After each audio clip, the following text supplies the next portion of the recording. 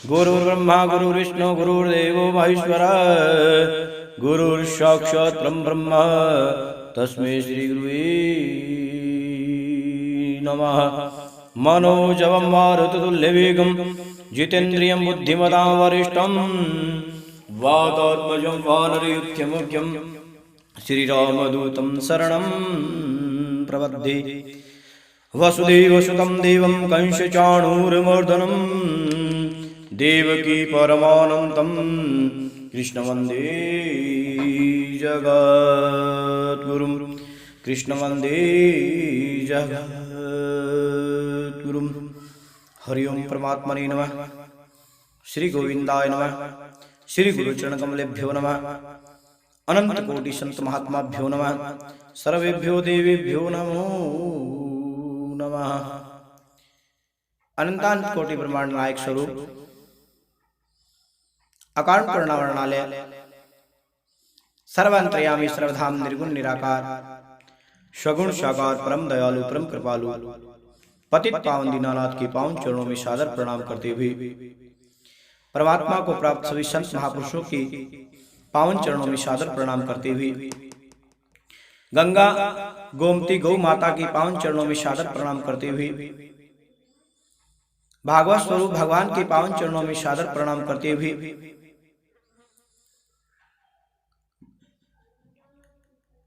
परमात्मा को प्राप्त सभी संत महापुरुषों के पावन चरणों में सादर प्रणाम करते हुए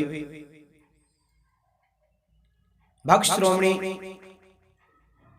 भगवान श्याम सुंदर शिव सरकार के पावन चरणों में सादर प्रणाम करते हुए मंच पर विराजमान संत ब्रह्मविंद को सादर प्रणाम करते हुए कथा में उपस्थित कथा प्रेमी सत्संग प्रेमी माताओं बहनों और भाइयों का यथामति यथा समय सभी का हृदय से अभिवादन करते हुए हम भागवत कथा के विषय में कुछ कहने का दुस्साहस कर रहे हैं।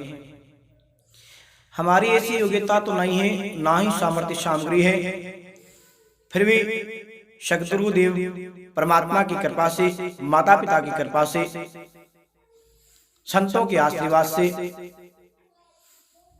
आप सभी के सहयोग से जो कुछ भी हमने पाया, चिंतन किया, मनन किया, वह सब हम आपकी सेवा में निवेदन करते हैं।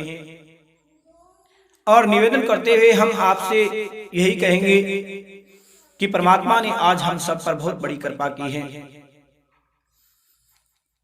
प्रिय महानुभाव, सबसे पहली कृपा क्या की है? गोविंद ने सबसे पहली कृपा यह की है कि परमात्मा ने हम सब पर दया करके मानव शरीर प्रदान किया। बाबा मानस में कहते हैं, कब हो कि करी करुणा कर देहि, दीत ईश नहीं बिनु हेतु सनेही।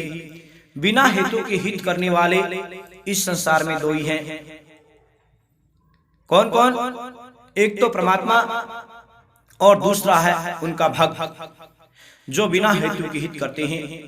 नहीं तो संसार ने तो कहा है, कहते हैं सुर नर मुनि सब की ये रीति, स्वार्थ लार करे सब प्रीति। इस माया रूपी संसार ने हमारा बिना हेतु के हित किया। सबसे पहले तो हमें मनुष्य शरीर दिया जो देवताओं को भी दुर्लभ है। देवता भी चाहते हैं हमें मानव शरीर प्राप्त हो। बड़े भाग्य से मनुष्य योनि मिलती है। संतों ने ग्रंथों ने बड़ी महिमा गाई है। देव दुर्लभ ये मनुष्य का शरीर, इससे क्या होता है प्रिय श्रोताओं? इसे साधन धाम मोक्षा द्वार बताया है। 10वां द्वार भी यही है जो देवताओं के पास बिल्कुल नहीं है। मुक्ति का साधन जो मानव योनि में है, उसमें कहा जाता है कि पशु योनि में या पशु पक्षी में ऐसी योग्यता नहीं है, वह इससे सक्षम और उनके अंदर समझ और विवेक नहीं है कि अपनी मुक्ति या कल्याण कर सके। लेकिन मानव किसी भी जाति का, पंथ का, संप्रदाय का हो, अनपढ़ हो या पढ़ा लिखा हो, दुराचारी पापी क्यों ना हो, सब कोई अपना कल्याण कर सकता है। सब कोई अपना कल्याण कर सकता है। प्रिय श्रोताओं, ऐसा विवेक परमात्मा ने सभी मानव मात्र को दिया। किस लिए दिया? कल्याण करने के लिए दिया। ये हमारे गोविंद की बड़ी कृपा है। कहा भी है मनुष्यतम मोक्षतम महापुरुष से संगम। इस संसार में तीन चीजें दुर्लभ है। सबसे पहले तो कहते हैं मनुष्य योनि दुर्लभ है। अगर मनुष्य शरीर मिल भी जाए तो कल्याण की इच्छा हो जाना बड़ा दुर्लभ है। अगर कल्याण की इच्छा हो भी जाए तो प्रिय श्रोताओं, अच्छे ब्राह्मण और संत का संग मिलना बड़ा दुर्लभ है, सद्गुरु मिलना बड़ा दुर्लभ है। प्रिय भानुभाव, आपको ध्यान रहे, नगर में अगर संत आ जाए तो संत का आना भाग्य है। अगर संत का अपने घर आना हो जाए तो अपना अहोभाग्य समझना चाहिए। और संतों को याद करना सौभाग्य बताते हैं। संत हमें याद करे ये परम भाग्य है, और खुद संत हो जाना तो ये तो महाभाग्य की बात है। इतना होते हुए भी हम न सुधरे तो ये दुर्भाग्य है। संत सभी जगह नहीं मिलते, और आपको तो तीनों चीजें सुलभ हो गई है। मनुष्य योनि तो हमें प्राप्त हो ही गई है, कल्याण की इच्छा है, तब तो यहाँ बैठे हो। परमात्मा के प्रति कुछ आस्था प्रेम तो है। तीसरा क्या मिला? श्रीमद् भागवत की सत्संग अमृत रस मिल रहा है। सब कुछ तो मिला है। कथा तो हमने पहले भी सुनी है, अब भी सुन रहे हैं। आप सोच रहे होंगे फिर हमारा कल्याण क्यों नहीं हुआ? सुना तो है प्रिय श्रोताओं, लेकिन हमने गुना नहीं है, समझा नहीं है। जो सुनते हैं उसको समझना पड़ेगा, और समझ में आए वह जीवन में लेकर के आना पड़ेगा, तभी कल्याण होगा। परमात्मा ने हमें कितना अच्छा मौका दिया है। इस मानव शरीर से हम अपना कल्याण कर सकते हैं। संत कहते हैं कि दो बातों को कभी नहीं भूलना चाहिए। सबसे पहले तो कहते हैं परमात्मा को कभी नहीं भूलना चाहिए, और दूसरा कहते हैं मौत को कभी नहीं भूलना चाहिए। एक दिन यहां से जाना पड़ेगा। एक दिन यहां नहीं थे, आए थे, जाना पड़ेगा। कोई रह नहीं सकता। कोई रह सकता है क्या? एक दिन आए थे, एक दिन चले जाएंगे। इस शरीर को संसार से चले जाना है। अपना नहीं पराया है। शरीर संसार पराया है, एक किराए की धर्मशाला है। छित जल पावई गगन समीरा, पंच रचत ये अदम शरीरा। जल तेज वायु पृथ्वी और आकाश पंच महाभूतों से बना ये शरीर भूतों की धर्मशाला है। हम तब तक यहाँ रह सकते हैं जब तक हमारे पास किराया है। अगर किराया पूरा हो जाए तो जाना पड़ेगा। इसलिए क्या करो, हमें चलने की तैयारी करनी चाहिए, रहने की नहीं। और हम उल्टा कर रहे हैं, रहने की व्यवस्था करते हैं। बड़े बड़े राजा दिन के बजे रात दिन बाजा, वो भी बिना काल के खाजा। जब वो भी चले गए, हम और आप कैसे रह जाएंगे? जाना तो पड़ेगा। क्या करो, रहने की नहीं, चलने की तैयारी करो। अगर जीवन में सुख और शांति चाहते हो तो मौत का अभ्यास करना चाहिए। मरने से पहले एक बार मर करके देखना चाहिए। घबराओ मत। मौत को याद करने से हमें जल्दी नहीं मर जाएंगे, मौत जल्दी नहीं आएगी। मगर हाँ, मौत के स्मरण से तुम्हारे मन में जो पाप है, हमारे मन में जो वासनाएं हैं, वह जरूर मर जाएगी। लेकिन आज का आदमी बड़ा चालाक है, वह मृत्यु का नाम तक सुनना पसंद नहीं करता। मृत्यु का नाम तक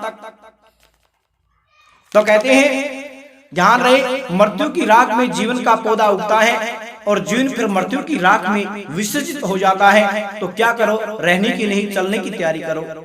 ये 7 दिन की परमात्मा की रहस्यमयी कथा, ये क्या है? ये चलने की तैयारी है। दान व नाम से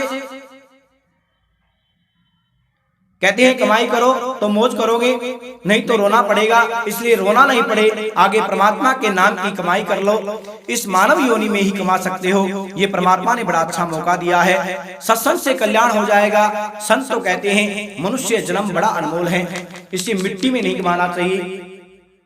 फिर क्या पता मिले न मिले, कुछ पता नहीं। अब हम लोगों को मिला है, अब लाभ तो ले लेना चाहिए, और मिले समय का लाभ लेना ही भागवत हमें सिखाती है। भागवत में मरना सिखाती है। प्रिय श्रोताओ, राजा परीक्षित ने तो यही पूछा था कि मरने वाले को क्या करना चाहिए। अप्रच्छामि सिद्धि योगिनां परमं गुरु पुरुषं स्वयं यत् कार्यं क्रियमाणस्य सर्वदा। हम सभी तो मरने वाले हैं। हमने कभी पूछा मरने वाले को क्या करना चाहिए? हम तो यही पूछते हैं गाड़ी बंगला मकान दुकान कैसे बन जाए, परंतु इससे कल्याण नहीं होगा। कल्याण का उपाय पता करना हो तो कहते हैं सत्संग में आओ और ब्राह्मणों और संतों से पूछो, मरने की तैयारी करो। बात कटु सत्य भी है प्रिय श्रोताओ, भागवत ग्रंथ कोई पुस्तक नहीं है। भागवत साक्षात भगवान श्री हरि है, श्री हरि का विग्रह है। इस कली काल में कन्हैया का अवतार है। हम जीवों के लिए कल्याण का इससे अच्छा कोई साधन नहीं है। किसी ने पूछा मित्रों भक्ति क्या है? मित्रों बाबा मानस में कहते हैं सबसे प्रथम भक्ति है श्रवणम यानी सुनना। क्या सुनना? परमात्मा की कथा प्रसंगा यानी परमात्मा की चर्चा सुनना। सबसे पहले भक्ति। आज हम यहाँ बैठे हैं भागवत परमात्मा की रहस्यमयी कथा को सुनने के लिए। ये परमात्मा की हम सब लोग प्रथम भक्ति कर रहे हैं। संतों ने इसकी बड़ी महिमा गाई है। हरि अनंत हरि कथा अनंता, कही सुनई वेद श्रुति संता। परमात्मा की कथा अनंत है। जिसकी जितनी बुद्धि उसी के अनुसार सब अपनी वाणी से वर्णन करते हैं। आज हमारा प्रथम दिवस है। प्रिय महानुभाव बड़े ध्यान से सुनना। आज भागवत ज्ञान यज्ञ में महत्व का वर्णन करते हैं। वेदव्यास जी महाराज ने परम पुराण में से 6 अध्याय श्रीमद् भागवत के महात्म्य के दिए हैं। और सबसे पहले ये श्रीमद् भागवत जी की कथा किसने सुनाई? कहे सबसे पहले भागवत मेरे नारायण ने परमात्मा ने ब्रह्मा जी को ये सुनाई। और जब सर्वप्रथम ब्रह्मा जी को ये कथा सुनाई तो परमात्मा ने भागवत जी का महत्व भी बताया था। इस भागवत को बड़ा ही महत्व है, बड़ी सुंदर महिमा है। श्रीमद् भागवतम नाम पुराणम लोक विश्रुतम शृणुयात् श्रद्धयायुक्तो मम संतोष कारणम। नित्य भागवत वस्तु पुराण पठते नरः प्रत्यक्षम भवेत् तस्यं कपिलादानजं फलम। श्लोकादम श्लोकपादम वा नित्यम भागवतो भम पठे शृणुयादम यस्तु गोसहस्रम फलम वेद। यह पठे प्रीतो नित्यम श्लोक भागवतम सुतम अष्टादश पुराणानां फलमाप्नोति मानवम्। नित्यमं कथायत्रं तत्तिष्ठति वैष्णवा कलि बाह्या नारस्ते वैरचयन्ति सदा मम। कहते हैं इसका प्रतिदिन श्रद्धा भाव युक्त यानी श्रवण करना चाहिए। कहे एक एक अक्षर का उच्चारण मात्र करने से करोड़ों का कपिला गोदान का फल प्राप्त हो जाता है। रोजाना आने व 24 श्लोक का पाठ श्रवण करने से 1000 गोदान व 18 पुराणों का पाठ करने का फल प्राप्त कर लेता है। परमात्मा कहे जहाँ भागवत कथा होती है वहाँ अपने पार्षदों के साथ विराजमान रहता हूँ। प्रिय श्रोताओं परमात्मा कहे कि कली का उन पर वश नहीं चलता। जो भक्तों को भागवत ग्रंथ समर्पित करते हैं वह हजारों कल्पों तक बैकुंठ में वास करता है। भागवत दान का बड़ा पुण्य है। एक कल्प के लिए सारे देवताओं को तर्पण कर देता है। सारे देवता तर्पण हो जाते हैं। केवल दान और पूजन की महिमा बता रहे हैं। अपने घर में भागवत जरूर रखनी चाहिए। भागवत के तिलक करने से उसे नारायण कहे उस घर का मैं त्याग नहीं करता, उसे अपना लेता हूँ। कथम च वैष्णव ज्ञाहं शास्त्रम भागवतं कलो गृहिणं तिष्ठते यस्यं सर्पचार अधकोश ईशय। प्रिय मित्रों इस कलिकाल में भागवत जिस घर में मौजूद नहीं है उसे वैष्णव नहीं समझना चाहिए। वह तो चंडाल है। और चंडाल कौन है? जिसके घर में भागवत ग्रंथ नहीं है, कभी भागवत सुनी नहीं है, वह चंडाल के समान बताते हैं। मित्रों नारायण कहते हैं जहाँ भागवत की कथा होती है वहां मैं ऐसे जाता हूँ जैसे गाय बछड़े के पीछे जाती है। बड़ी सुंदर बात कह रहे हैं। जो श्रोता मेरी कथा को सुन करके नाचने झूमने हंसने और रोने लगता है उसका हम त्याग नहीं करते। कथा सुनना वही है कि नारायण के लिए नाचना और रोना और हंसना और झूमना आ जाए। जो परम पावन श्रीमद् भागवत को देख करके अपने आसन से खड़ा नहीं होता उसका 1 साल का पुण्य नष्ट हो जाता है। भागवत को देख करके अपने आसन से जो खड़ा नहीं होता उसे दोष लगता है। आसन से खड़ा होना चाहिए। महानुभाव भागवत पुस्तक नहीं है, परमात्मा का साक्षात विग्रह है। उठ करके प्रणाम अभिनंदन करना चाहिए। भागवत साक्षात कल्प वृक्ष है। देख करके खड़ा होकर के प्रणाम करना चाहिए। इसे परमात्मा क्या करते हैं? श्रीमद्भागवतम पुण्यम आयु आरोग्य पुष्टिदम पठनाश्नुवदम पापी सर्वपापैर्मुच्यते न गच्छति रामर्चम श्रोतम भागवतम सुत एकादशम विशेषणम नास्ति पापरस्तम। इससे परमात्मा आयु पुष्टि यश कीर्ति और आनंद मुक्ति प्रदान करते हैं। जो मनुष्य एकादशी के दिन भी श्रीमद् भागवत नहीं पढ़ता सुनता उसे बड़ा पापी कौन हो सकता है। प्रिय श्रोताओं महानुभाव, आप रोजाना कथा सुन नहीं सकते हो, एकादशी के दिन भागवत जरूर सुननी चाहिए, पढ़नी चाहिए। हमारे घर के अंदर छोटे छोटे बालक हैं जो पढ़ रहे हैं, उनको भागवत पढ़ानी चाहिए। आप खुद नहीं पढ़ सकते तो उनसे पढ़ा करके सुननी चाहिए, बड़ा पुण्य प्राप्त होता है। यहाँ तक भागवत की महिमा को बताते हुए कहते हैं मनुष्य के लिए सबसे बड़ी बात यह है भागवत की कथा सुनी, ये सबसे बड़ा तीर्थ बताते हैं। मन आत्मा निर्मल हो जाता है, वैसे ही पवित्र करने वाला ये श्रीमद् भागवत है। तीर्थ में तो हमें जाना पड़ता है, लेकिन भागवत तो चल करके पहुंच जाता है अपने गांव गांव में, घर घर में। कहे उतना उत्तम कारक हमारा भागवत, उसके सुनने से बड़ी पवित्रता आती है। कहते हैं साबुन तो ऊपर का मेल धोती है प्रिय श्रोता हो, लेकिन हमारा श्रीमद् भागवत जो ग्रंथ है जो मन का मेल धोता है। प्रिय महानुभाव, मन का कपट ही तो दूर करना है, हमें मन का मेल ही तो कहते जन्म मृत्यु के चक्कर में डालता है। हमारे परमात्मा की कथा बड़ी सुंदर है।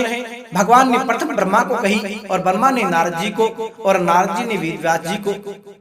वेदव्यास जी ने चतुर्थ श्लोक के अंदर 18 यानी चतुर्थ श्लोकों 4 श्लोकों को कहते हैं 18,000 श्लोकों में निरूपण किया। भागवत जी का बहुत ही सुंदर व्याख्यान किया। प्रिय मित्रों, उसी भागवत को हमने पुत्र सुखदेव को समझाया, अपने पुत्र उसे रसपान कराया और श्री सुखदेव मुनि ने राजा परीक्षित को रसामृत पान कराया तो राजा परीक्षित का कल्याण हो गया। ऐसे श्रीमद् भागवत की महिमा बताते हुए महाराज भगवान का स्वरूप बताते हैं। कहे भैया वेदव्यास जी ने हमारे परमात्मा को देखा है, परमात्मा गोविंद कैसे हैं पर तो देखा नहीं है तो भी मानते हैं। हमारे नारायण देखो भैया, ये दुनिया किसने बनाई, इसे कौन तो चला रहा है। जितने सूर्य नक्षत्र तारे पिंड प्रकाशित हो रहे हैं उनको चलाने और मिटाने वाला कोई तो है। सच्चिदानंद रूपाय विश्वोत्पत्त्यादि हेतवे तापत्रे विनाशाय श्री कृष्णाय वयं नमः। सच्चिदानंद कहते हैं किसे, सत्य चित और आनंद, यानी जो त्रिकाला वादित सत्य है, जो आदि मध्यान्ह सत्य है, जो इस सृष्टि के नहीं रहते हुए भी विराजमान था और जो सृष्टि के रहते हुए भी अलक्षित रूप से हमें लोगों के बीच विराजमान है, और जो इस संपूर्ण माया में संसार को हम देख रहे हैं ना, इसके नहीं होते हुए भी जब प्रलयकालीन समुद्र में डूब जाता है, एकमात्र जो शेष बचता है वो सत्य ही बचता है। प्रिय श्रोताओ, परमात्मा का नाम है सत्य। सच्चिदानंद रूपाय सत्य चित और आनंद, जो त्रिकाला वादित सत्य है, आदि मध्यान्ह सत्य है, जिसको कभी बदला नहीं जा सकता, उसका नाम सत्य है।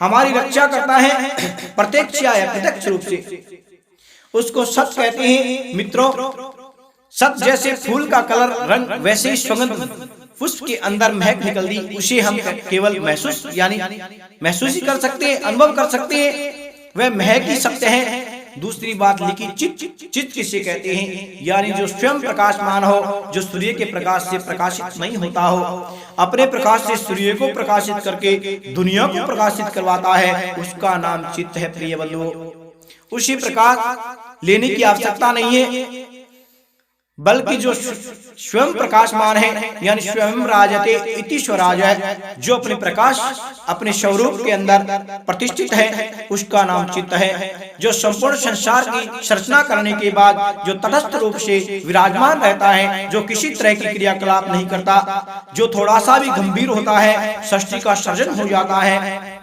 और थोड़ा सा मुस्कुरा देता है तो सृष्टि का पालन हो जाता है, और थोड़ी सी बरकुटी को टेढ़ी करके देखता है तो संपूर्ण सृष्टि को प्रलयकालीन समुद्र के अंदर डुबो देता है, उसका नाम चित्त है बंधुओं, सत्य चित्त और आनंद। तीसरी बात भगवान भागवत जी में लिखी है आनंद, आनंद रूपाय। आनंद एक ऐसा शब्द है जो किसी भी शब्द को डिक्शनरी में इसका विलोम उल्टा शब्द मिलता ही नहीं है। सुख का दुख हो सकता है, पंडित का मूर्ख हो सकता है, आनंद रूपाए आनंद को कभी बदला नहीं जा सकता। भूतो भवती न भविष्यति, जो था है और रहेगा उसका नाम आनंद है बंधुओं। आनंद के आगे हम भले ही निरानंद लगा दे, विजयानंद लगा दे, ब्रह्मानंद लगा दे, परमानंद लगा दे, कहते हैं विषयानंद लगा दे, पर आनंद को नहीं बदला जा सकता। आनंद का विलोम होता ही नहीं है, क्योंकि आनंद स्वरूप परमात्मा है। परमात्मा का उल्टा हो ही नहीं सकता, संभव ही नहीं है। हम जब राम कथा भागवत कथा करते हैं, राम कथा के अंदर कहते हैं तृतीय दिवस के अंदर और भागवत जी के चतुर्थ दिवस के अंदर और राम और कृष्ण का हम जन्म उत्सव मनाते हैं। जब गाते हैं अवध घर आनंद भयो जय राजा राम की, नंद घर आनंद भयो जय कन्हैया लाल की, हम कृष्ण भयो या राम भयो तो नहीं कहते, आनंद भयो, क्योंकि आनंद साक्षात परमात्मा है। और वो तीनों कहते हैं परमात्मा का स्वरूप है, सत्य चित्त और आनंद। तीनों का स्वरूप परमात्मा, जीवन का परम लक्ष्य परम सार यही है। ये संपूर्ण चराचर संसार माया से मोहित होकर चल रहा है।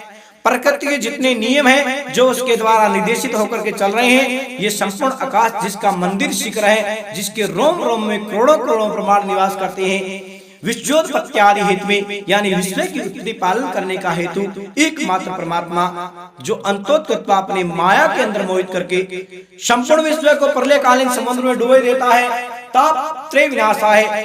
ऐसे परमात्मा के नाम में अपूर्व क्षमता है, परमात्मा के नाम में अतुल्य शक्ति है।